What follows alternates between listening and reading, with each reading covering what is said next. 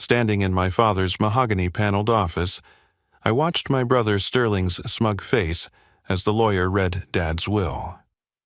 The room smelled like old leather and disappointment, the same combination that had filled every family gathering for the past 20 years. Sterling sat there in his $3,000 suit, manicured fingers drumming against the antique desk that would soon be his, along with everything else that mattered in the Reeves family empire. To my eldest son, Sterling Reeves, Mitchell Granger's voice cut through the silence like a judge delivering a verdict. I leave my entire real estate portfolio, including all commercial properties, rental units, and development projects, valued at $41 million. Sterling didn't even try to hide his satisfaction. He adjusted his Rolex, the same gold watch Dad had worn to every business meeting, and let out a small chuckle that he masked as a cough. Mom shifted in her chair, her hands folded so tight her knuckles went white. Uncle Waylon stood by the window, his weathered face turned away from all of us, studying the parking lot below like it held the secrets of the universe. And to my son Colton Reeves, the lawyer continued, pushing his glasses up his nose like he needed to make sure he was reading this right, I leave the Sea Dreams, my 1987 Boston whaler fishing boat, currently moored at Bayside Marina, slip number 7. The silence that followed was so complete, I could hear the fluorescent lights humming above us. Sterling's chair creaked as he leaned back, and then he burst out laughing. Not a polite chuckle, not a nervous giggle, but a full-throated laugh that filled every corner of that office. At least the loser gets something, right, Colt? He turned to face me, his eyes bright with victory. Maybe you can catch dinner with it.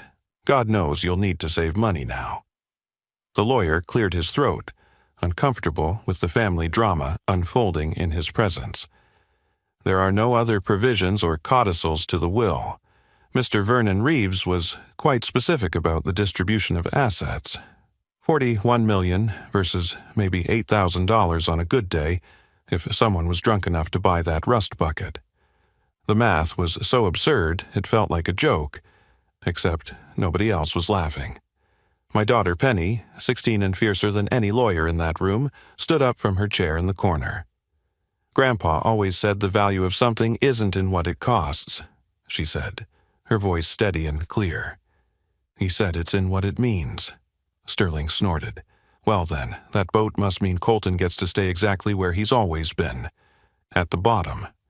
But what nobody knew, not Sterling with his Harvard MBA, not the lawyer with his 40 years of experience, not even Mom who'd been married to Vernon Reeves for 45 years, was that Dad never did anything without a reason. Vernon Reeves was a man who planned his lunch orders a week in advance, who had backup plans for his backup plans, who once spent 6 months researching the best brand of paper clips for his office. And that rusted, forgotten fishing boat sitting in a marina across town would teach me the most valuable lesson of my life. Sometimes the smallest gifts carry the biggest secrets, and sometimes a father's love isn't measured in millions but in the trust to find what's hidden beneath the surface. My name is Colton Reeves. I'm 38 years old, and this is the story of how I inherited a fishing boat worth $8,000 and discovered I was never my father's son at all. I was something much more valuable. I was his partner. My name is Colton Reeves, and for 38 years I lived in my older brother's shadow. Not the kind of shadow that provides cool relief on a hot day, but the kind that blocks out the sun entirely, leaving everything beneath it struggling to grow. While Sterling went to Harvard Business School and joined Dad's real estate empire straight after graduation, I chose construction work. I chose calloused hands over manicured nails, hard hats over Harvard ties, and concrete foundations over corporate foundations. Honest work, Dad called it, whenever someone asked about his youngest son's career choice, though his tone always carried a note of explanation rather than pride. Like he was justifying why Vernon Reeves, the man who built an empire from a single rental property, had a son who worked for hourly wages plus overtime. Vernon Reeves was a legend in our town. Started with nothing in 1975, just a broken-down duplex he bought at a foreclosure auction for $12,000. He fixed it up himself, working nights and weekends while keeping his day job at the lumber yard. By the time I was born in 1986, he owned 30 properties. By the time I graduated high school, he owned 200 commercial buildings across 3 states. The Reeves name was on office complexes, shopping centers, and apartment buildings from Pennsylvania to Georgia. Growing up in that house was like being an understudy in a play where the lead role was already permanently cast. Sterling was 4 years older and 40 years smarter, at least according to the report cards Mom used to hang on the refrigerator. His were always on top. Mine buried somewhere beneath grocery lists and dentist appointment reminders. "Look at your brother closing that mall deal," Dad would announce at dinner, sliding a newspaper across the table with Sterling's photo in the business section. 26 years old and already managing 10 properties. That's forward thinking, that's vision. Meanwhile, I was laying foundation concrete for other people's dreams, coming home covered in dust and exhaustion, while Sterling came home counting commissions and collecting congratulations.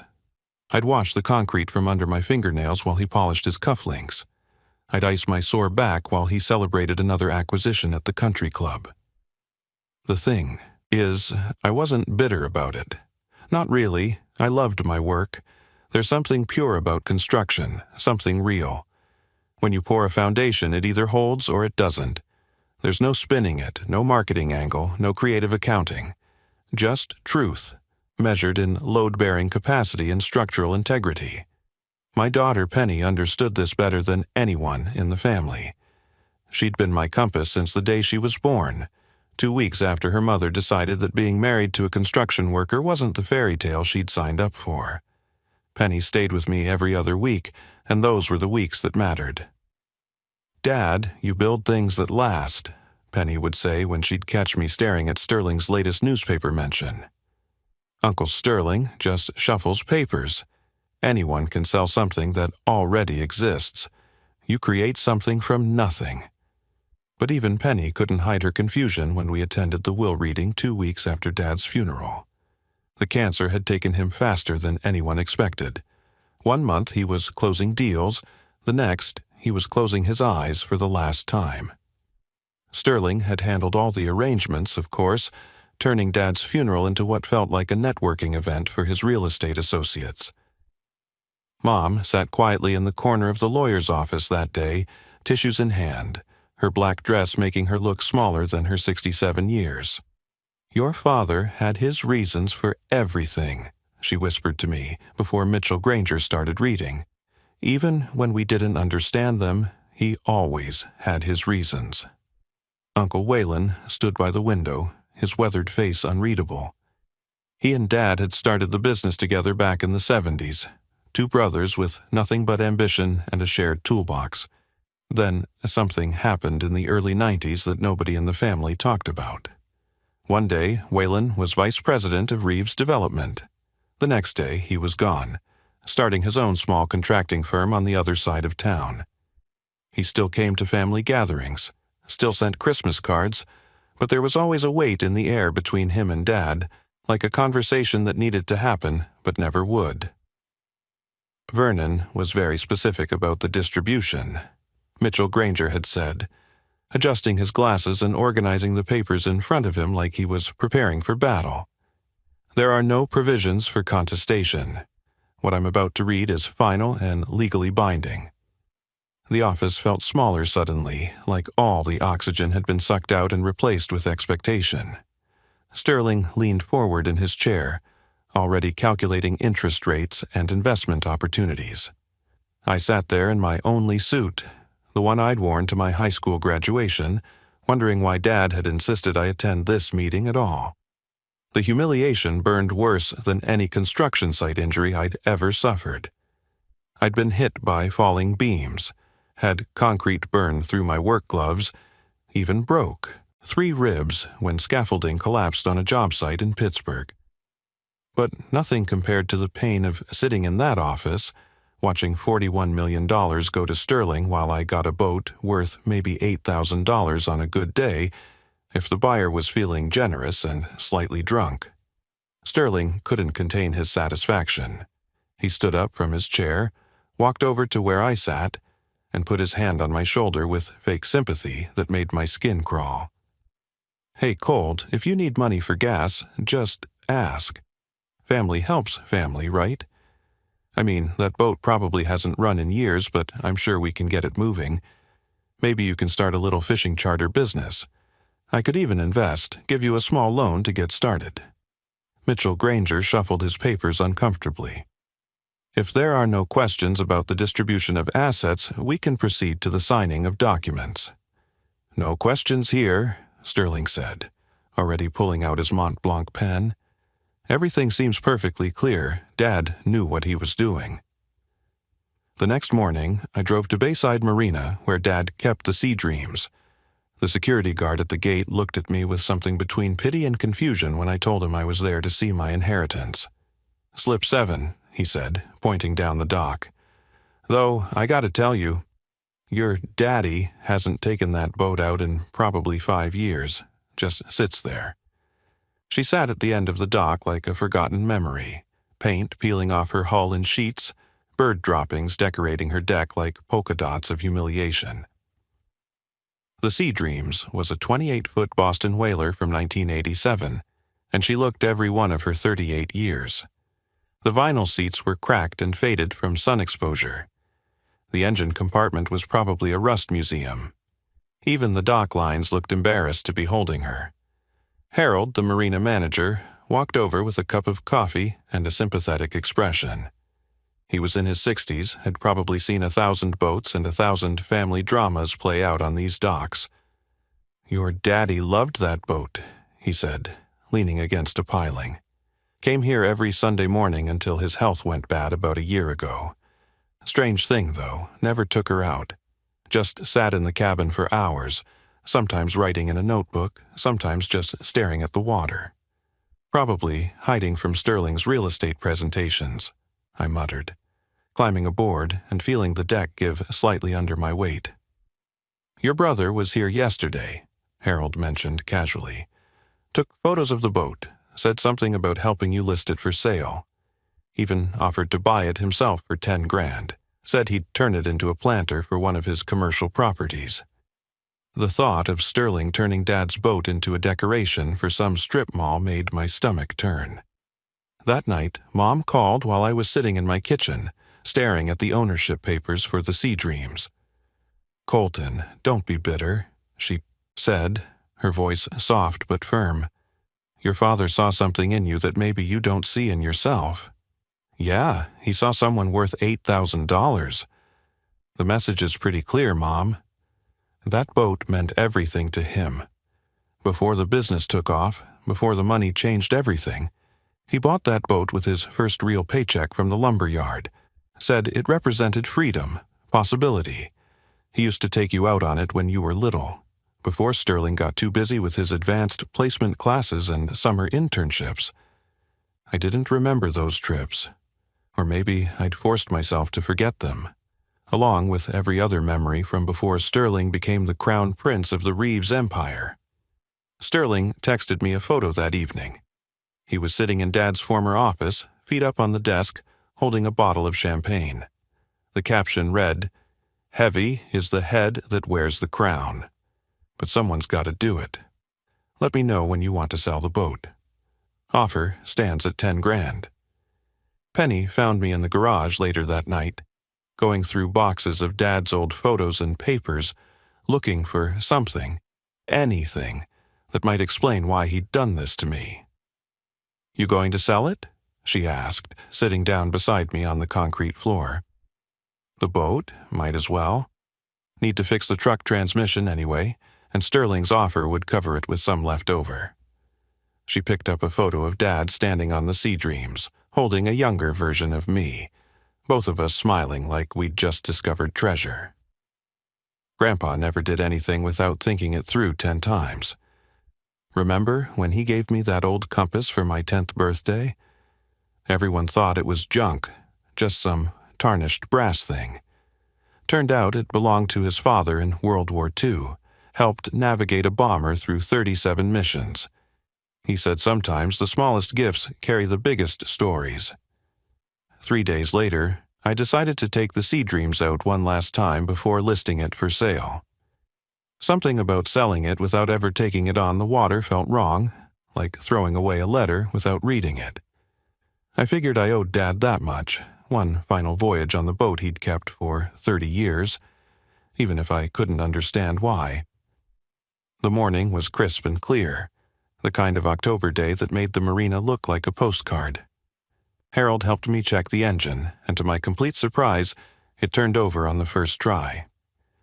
"Your dad had me maintain it monthly," Harold explained, wiping his hands on a rag. "Paid 5 years in advance before he died. Full service package including engine maintenance, hull cleaning, and system checks." 5 years? For a boat he never used? Harold shrugged, but there was something in his eyes that suggested he knew more than he was saying. Said you'd understand when the time came. Also said, if you ever asked about selling it, I should tell you to check everything twice before making any decisions. I spent the morning going through that boat inch by inch, partly to assess its condition for sale, partly because I needed to understand what Dad had seen in this floating puzzle. The deck was solid despite its appearance. The navigation equipment was surprisingly modern, updated just 2 years ago according to the installation dates. The cabin was small but meticulously clean, like someone had been maintaining a shrine. In the forward cabin, behind the captain's chair where Dad apparently spent his Sunday mornings, I noticed something odd about the wood paneling. There was a slight gap in the mahogany, barely visible unless you were looking for it. The wood was worn smooth around that spot, like someone had touched it repeatedly over many years. I pressed on it. Nothing happened. I tried sliding it, still nothing. Then I noticed the captain's wheel had unusual wear marks at the full port position, like someone had cranked it hard left more times than normal navigation would require. On a hunch, I turned the wheel all the way to port until it stopped. A soft click echoed through the cabin. The panel popped open about an inch, revealing darkness behind it. My heart was pounding as I pulled it fully open, finding a hidden compartment about the size of a briefcase. Inside was a military-grade waterproof container, the kind Navy SEALs use for sensitive equipment, with a combination lock that looked like it could survive a nuclear blast. The combination hit me immediately, like Dad was standing right there whispering it in my ear. Euro 3 weight eat. March 18th. My birthday. Not April 22nd, Sterling's birthday. Not July 15th, Mom and Dad's anniversary. My birthday. My hands shook as I spun the numbers into place. The lock clicked open with a sound that seemed to echo through my entire life. Inside the container were several manila envelopes, a stack of photographs, and a letter in Dad's unmistakable handwriting, the same careful script that had signed my report cards and birthday cards for 38 years. Colton, if you're reading this, you've finally taken the helm. I sat down hard in the captain's chair, the same chair where Dad had spent countless Sunday mornings. The first envelope contained incorporation documents for something called Blackwater Holdings, LLC, dated 1992. The second held bank statements from an account I'd never heard of, with a balance that made my vision blur. $43 million. The third envelope was thicker, filled with contracts and agreements for infrastructure development projects across 6 states. As I read through them, a pattern emerged that made my chest tight. Every major construction project I'd worked on in the past 15 years was listed here. The overpass in Columbus, where I'd spent 6 months setting rebar. The parking complex in Charlotte, where I'd overseen the foundation work. The water treatment plant in Savannah, where I'd earned my reputation as one of the best concrete specialists in the Southeast. Blackwater Holdings had been a silent partner in every single one. There were photographs, too. Me at various job sites over the years, pictures I didn't know existed. In each one, there were small marks in the corner, notes in Dad's handwriting. Colton, leading the Columbus team. Colton solving the drainage problem in Charlotte. Colton training the new guys in Savannah. He'd been watching, documenting, tracking every step of my career. At the bottom of the container was another envelope, This one marked with a single word: truth. Inside were adoption papers from 1986, the year I was born. My biological father's name was listed as Waylon Reeves, Uncle Waylon, the man who'd stood silent at the window during the will reading, who'd left Dad's company in the early 90s, who'd watched Sterling inherit $41 million while I got a boat. Everything I thought I knew about my life rearranged itself in that moment, like pieces of a puzzle finally showing their true picture. Dad's letter explained everything in his methodical way, each sentence carefully constructed like he was building a case in court. I could hear his voice in every word, that measured tone he used when explaining something important. Son, the real estate empire was always meant for Sterling. He needs the spotlight, the recognition, the visible success that comes with having his name on buildings. He measures his worth in square footage and rent rolls, in newspaper mentions and country club conversations. That's who he is, and I've made peace with it. But you, Colton, you're like me before the money changed everything. You understand that real wealth isn't what people can see, it's what you build when nobody's watching. Blackwater Holdings is my real legacy, a silent partnership in infrastructure development across 6 states. Every major construction project you've worked on in the past 15 years, we owned a piece of it. You weren't just laying foundation, son. You were building our empire, brick by brick, beam by beam. While Sterling was taking photos for press releases, you were creating the skeleton that holds up half the Southeast's development. The fishing boat wasn't an insult. It was a test. Would you honor my memory enough to take her out one last time? Would you care for something that seemed worthless? Sterling got what he could see, buildings with our name on them. You're getting what matters, the invisible foundation that holds everything up. The company generates $8 million a year in passive income from infrastructure contracts. It's all yours now. The paperwork has been filed. You've been the sole beneficiary since the day you started working construction. There's more. Check the second envelope. The adoption papers stared back at me, dated 2 months before my birth. The biological father's signature was there in fading blue ink, Waylon Reeves. The adoptive father's signature below it, Vernon Reeves. My mother's signature on the side, agreeing to the arrangement. Another letter was tucked behind the papers, this one in Waylon's rougher handwriting. Colton, your mother and I were young and stupid. I was 22, she was 19, and Vernon had already been married to her for 2 years. It happened during that summer Vernon was in the hospital with appendicitis. We fell into something we couldn't take back. When you were conceived, Vernon had been unable to have children due to complications from his surgery. Your mother was devastated, ready to leave town, leave everything behind. But Vernon surprised us all. He said he'd raise you as his own, said every empire needs an heir, and blood didn't make family, choice did. It was the hardest and best decision I ever made, signing those papers. Vernon loved you more than you'll ever know. He saw in you what he saw in himself, someone who builds real things, not just paper empires. The infrastructure business was his way of ensuring you'd always be taken care of, away from Sterling's jealousy and scrutiny. Sterling is my nephew, but he inherited the worst parts of the Reeves family pride, the need to be seen as superior. Vernon knew this. He protected you from it by keeping you separate from the visible business. Vernon was your father in every way that mattered, but I wanted you to know the truth. You weren't just his son. You were his chosen successor for what really mattered to him. I called Mom immediately, my voice cracking like I was 13 again. You knew?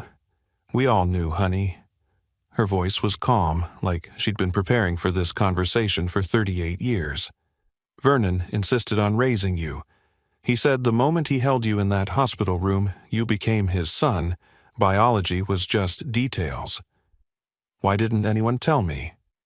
Because Vernon wanted you to grow up without the weight of that knowledge. He wanted you to become who you were meant to be, not who you thought you had to be. Every Sunday when he went to that boat, he was writing in his journal about your progress, about the man you were becoming.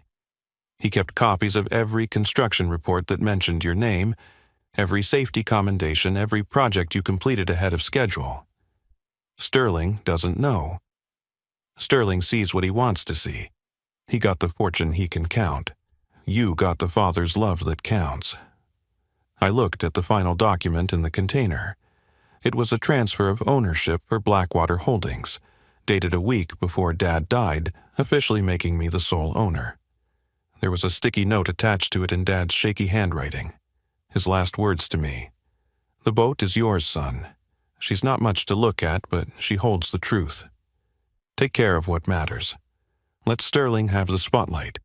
You keep the foundation strong. That's what real builders do." I kept the boat. Had it restored to pristine condition, not because I needed to, but because it represented something Sterling would never understand. The smallest gifts often carry the greatest love, and that 28-foot Boston whaler held more truth than Sterling's $41 million worth of real estate ever could. The restoration took 3 months. I did most of the work myself, replacing every board, every screw, every piece of hardware with my own hands. Harold helped when he could, sharing stories about Dad's Sunday morning visits. He'd sit in that captain's chair for hours, Harold told me one afternoon as we installed the new navigation system. Sometimes I'd bring him coffee, and he'd be writing in this leather journal, looking out at the water like he was seeing something nobody else could see. Now I understand what he was seeing. He was seeing you. At the marina, when the Sea Dreams was finally complete, painted navy blue with gold trim just like in the old photos, Harold smiled and shook my head. "Your daddy would be proud. You know, he told me once that real wealth isn't what people can see. It's what you build when nobody's watching." I thought he was talking about the boat. Turns out he was talking about you. I never told Sterling about Blackwater Holdings. Let him have his spotlight, his press releases about the Reeves real estate empire, his photos in the business section of the newspaper. Every month, when he brags about his new acquisition at family dinners, I quietly smile, knowing that the parking garage underneath it belongs to Blackwater. The utility infrastructure supporting it belongs to me. The foundation his empire stands on is mine, generating income he doesn't even know exists. Waylon and I meet for coffee every Sunday now, same diner on Route 47 where construction crews have been gathering since before I was born. "Vernon raised you right," he says every week, like he needs to keep confirming it. "You could have revealed everything, humiliated Sterling the way he humiliated you at that will reading. But you didn't. That's Vernon in you, not me. I would have rubbed his face in it." "Dad taught me that," I reply, stirring my black coffee the same way Vernon used to. The foundation doesn't need applause. It just needs to hold strong. Penny goes out on the boat with me sometimes, usually on Saturday mornings when the water is calm and the marina is quiet. Last week, she brought her boyfriend to meet me, a nervous kid named Timothy who works at his father's hardware store. Sterling showed up uninvited in his new Ferrari, trying to impress the kid with talk of millions and markets, international deals and investment portfolios. The boy looked at me after Sterling's 20-minute speech about wealth management and asked, "Mr. Reeves, what do you do?" Before I could answer, Penny spoke up, her voice carrying the same strength her grandfather's once did. "My dad, he builds things that last. Everything else is just noise." That night, after everyone had left, I found another letter from Dad, hidden in the boat's navigation desk behind the GPS manual. It was dated just a week before he died, his handwriting shaky but determined. "Colton, success isn't about what you inherit. It's about what you do with what seems worthless to others. The boat was never about the boat, it was about trust. I trusted you to look deeper, to value what others overlook, to find worth where others see waste. You were never my second son, you were my secret weapon. The real estate will make Sterling rich. The infrastructure company will make you wealthy. But this boat? This boat makes you my true heir? because you understood its value when everyone else saw scrap metal and peeling paint. That's the difference between money and meaning. Sterling got the fortune. You got the future. I keep that letter in my wallet now, next to a photo of the Sea Dreams and a picture of Dad holding me when I was 5, both of us wearing matching captain's hats that were too big for our heads. Sometimes, when Sterling calls to boast about his latest deal, I put him on speaker and take the boat out into the bay. The sound of the waves drowns out his voice, and I think about Dad, about Waylon, about the choice to raise another man's son as his own, about love that runs deeper than blood. Vernon Reeves left Sterling $41 million in real estate that everyone could see and count. He left me a fishing boat worth $8,000 that held a $43 million secret. But more than that, hidden in that boat was proof that I wasn't just his son. I was his partner, his chosen one, his foundation, and that's worth more than all of Sterling's properties combined. If this story touched your heart, if it reminded you that true wealth isn't always visible, please hit that like button below. Share it with someone who needs to hear that their value isn't measured in dollars. Comment your thoughts on what real inheritance means to you. And don't forget to subscribe to our channel for more powerful stories that reveal life's hidden truths. Thank you for listening to my story.